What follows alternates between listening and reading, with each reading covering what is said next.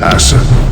What's up? I hope you guys are doing well. This is Anthony, the Adult Sports Situation Network, and this is your boy 12 Inch that stands for putting your best foot forward in life. Let's go. Look, I know a lot of people are talking about the situation. The last video I just dropped, I hear everything.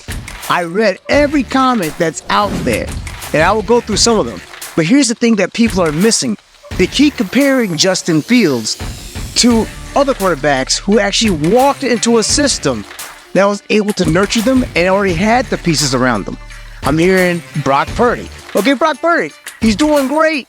Can't take nothing away from the man. He's shooting on time. He's getting things done. I saw him break off some good runs. I was pretty surprised, pretty shocked about that.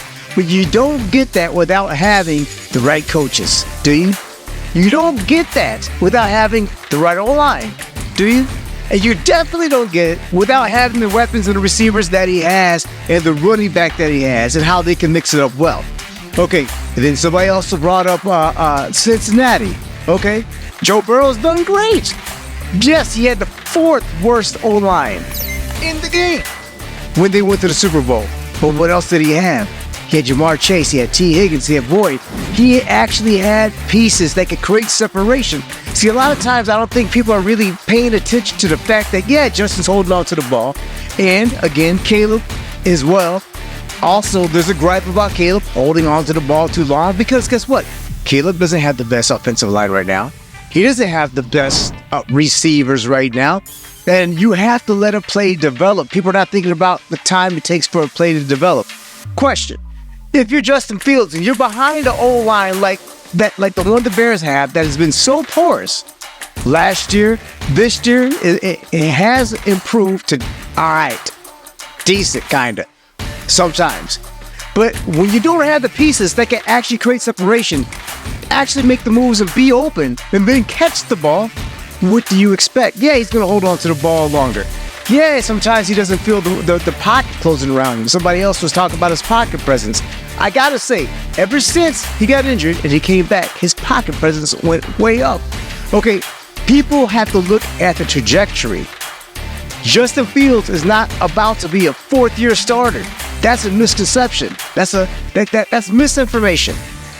He was a third stringer. You had Andy Dalton, right? You had Nick Foles, right?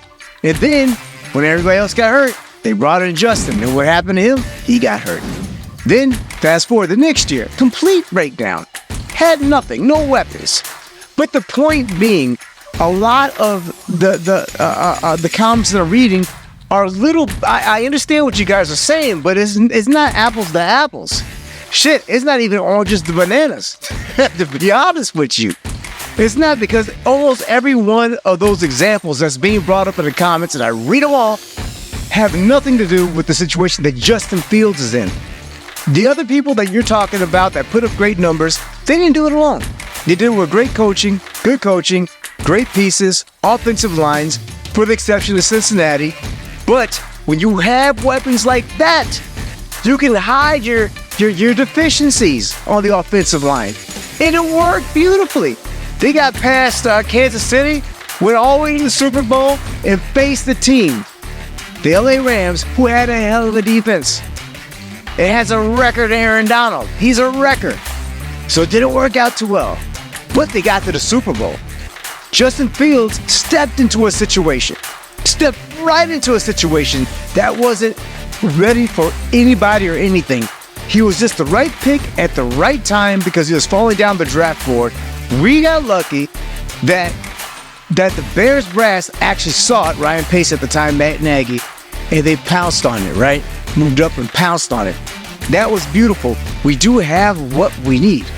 But the thing is, what did he step into? He stepped into a dysfunctional Chicago Bears, a team that was not working well on the offensive side of the ball. Okay? That team was doing okay on the defensive side of the ball. We always seem to do okay on the defensive side of the ball.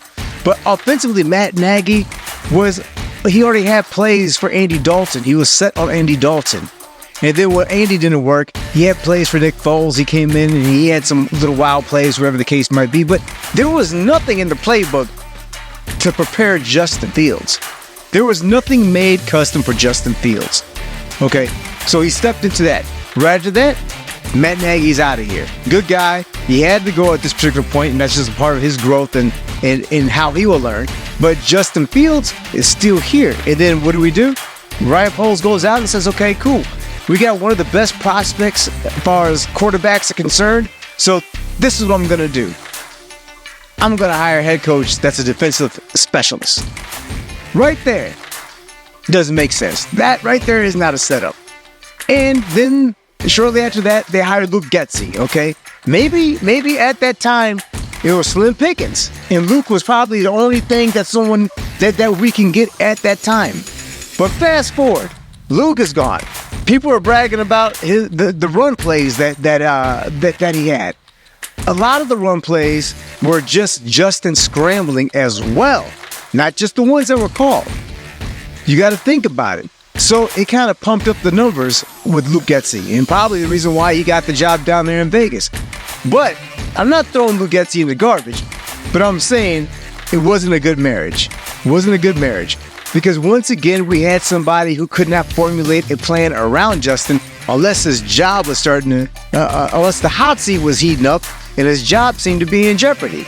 That's facts. Because you got to look at it. Last year, the year before this year, they were designing any plays. Everybody was complaining. They're not utilizing Justin the way you're supposed to utilize Justin.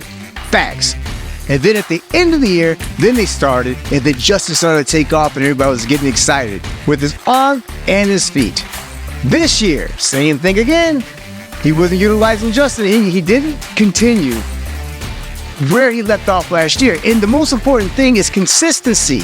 When it comes to tutelage, you gotta have consistency in the formula how you put that information out there so they can digest it correctly and move forward and scale upwards. But no, he started doing the same thing he did at the beginning of the year last year. And then what happened? After Justin came back, started to take off because they started to do the things that work with Justin. So again, who would you rather have? Caleb Williams and his skill set, and because you can reset the clock. I get it. Or would you rather have something that's already in the oven cooking? Everybody, all the teammates and everybody loves Justin, and they see what he can do, and they see what this is and where it's going. And that right there is a formula for success.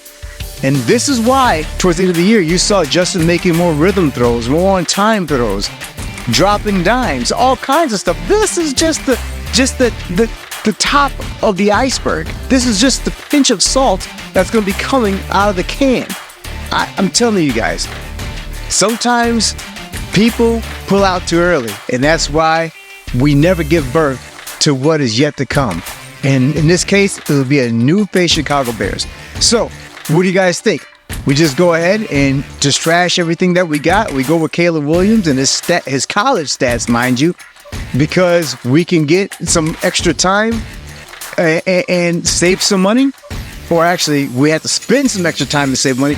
Or do you keep cooking and you finish what you started and you trade back, you get a multiple picks, first round picks this year, next year, and you can start building what we need.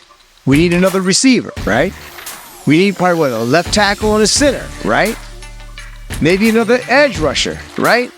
I mean, these are things we'll be able to address right now. This is the win now window. You don't get to rebuild for 5 years.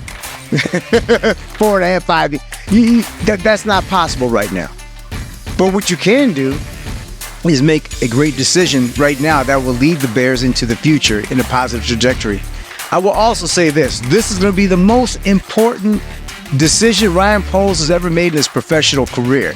Right here, we're on the precipice. We're either going to be phenomenally great in perennials, as far as being in the playoffs and challenging for a Super Bowl, because this is where it happens, or it's going to be a crash and burn. There is no middle. I read in the comments, some people are saying, look, if he passes on Caleb Williams, he's going to be fired because Caleb's going to be good somewhere else. But on the flip side, if you pass on Justin Fields and somebody else utilizes him and surrounds him the way he's supposed to be, and he takes off, and then you still got Caleb Williams back here struggling, where does that put you?